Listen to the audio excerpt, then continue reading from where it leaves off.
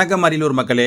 மாமன்னர் ராஜேந்திர சோழன் வட இந்தியால இருக்க கலிங்கம் வரைக்கும் போய் அங்க இருக்க எதிரி படையை வீழ்த்தி துர்க்கை காளி சிலைகளை எடுத்துட்டு வந்து நம்ம ஊர்ல இருக்க செங்கல்மேடு கிராமத்துல வச்சிருக்காரு. இன்னைக்கு நம்ம வீடியோல அதை பத்தி தாங்க பார்க்க போறோம். அரியலூர் மாவட்டம் ஜெயங்கொண்டம் குறுக்கு ரோடு பக்கத்துல இருக்க ஊர் தான் செங்கல்மேடு. இங்க தாங்க அந்த காளியம்மன் சிலை மட்டும் இல்லாம பல்வேறு சிலைகளை கொண்டு வந்து வச்சிருக்காரு.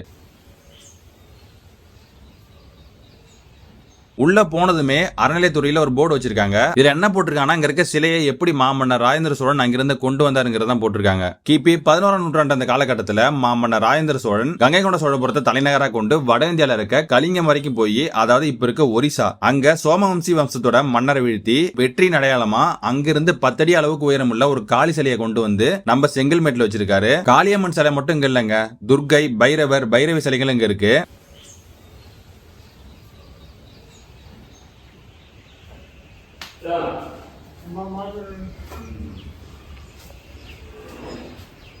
நீங்களே இந்த சிலையை பாருங்க எவ்வளவு உயரமா இருக்குன்னு. கிட்டத்தட்ட ஒரு 10 அடி உயரமாவது இருக்கும். 8 கைகளை கொண்ட ஒரு மிக பிரம்மாண்ட சிலையா இருக்குங்க. இப்போ இதுவுமே இந்த அறநிலையத்துறை கட்டுப்பாட்டுல தாங்க இருக்கு. சில நாள் வரைக்குமே இந்த சிலைகள் இந்த மாதிரி ஷீட் போட்ட கொட்டையோட இல்லாம தனியா இருந்திருக்குங்க. அப்போ இந்த சிலைகளை சுத்தி பாம்பு புத்துகள் அதிகமா இருந்ததா சொல்றாங்க.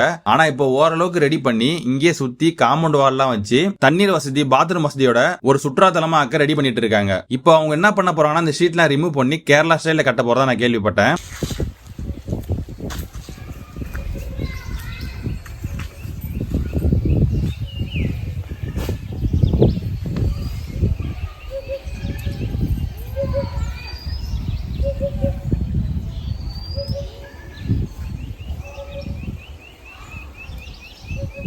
ஆயிரம் வருடம் மேல் பழமையான வரலாற்று சின்னத்தை நீங்க பார்க்கணும்னா கண்டிப்பா செங்கல்மேடு கிராமத்துக்கு வந்து விசிட் பண்ணுங்க.